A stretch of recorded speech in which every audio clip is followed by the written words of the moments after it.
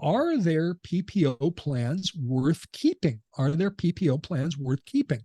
And the answer to that question is possibly, but not very likely. But not very likely.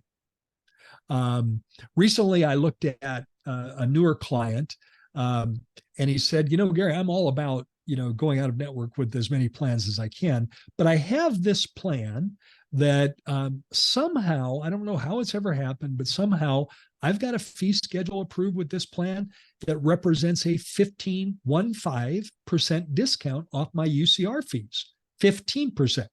Now, Naren, we work with enough common clients so that you see the data. Normally, what we see is something more like a 45% adjustment in fees, 45%. In this case, it was 15%.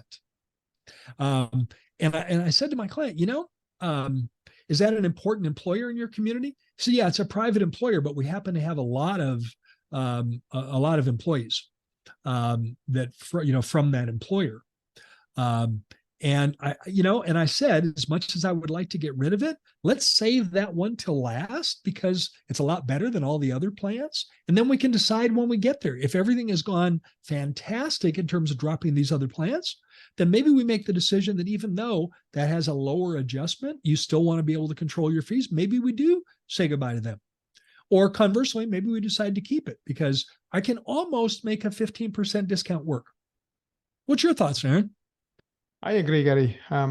Recently, I went on a camping trip to Utah, and one of the people I was talking to, he's a very, very successful entrepreneur. He has built like 15 companies. And one thing he said that really, and out of the 15 he built, 14 really succeeded and one didn't. So he has a very good track record.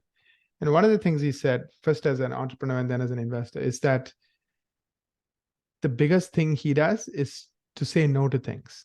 Meaning, like in this particular example, Gary, let's say you have a PPO plan where you're losing money and you're working so hard losing money. In other words, you're working 5 hours, 10 hours for that PPO plan, and then you're writing a check to other people when you don't even see a dime from that work. Why are you doing it? That's a great question. Why would you do that? Yeah. I have a new client in my coaching work. We started together about 6 months ago. And this was a different new client. He was already fee for service when he became a client. He had already years ago had made the decision that he wasn't going to accept PPO plans. So it had already been a successful fee for service practice, but he wanted to become a client because he wants to take his already fee for service practice and really make it even more successful.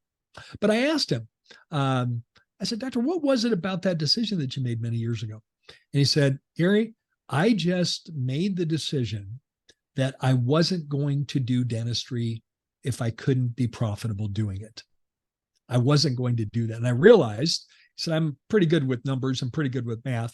I realized that I wouldn't make a profit under the PPO plans.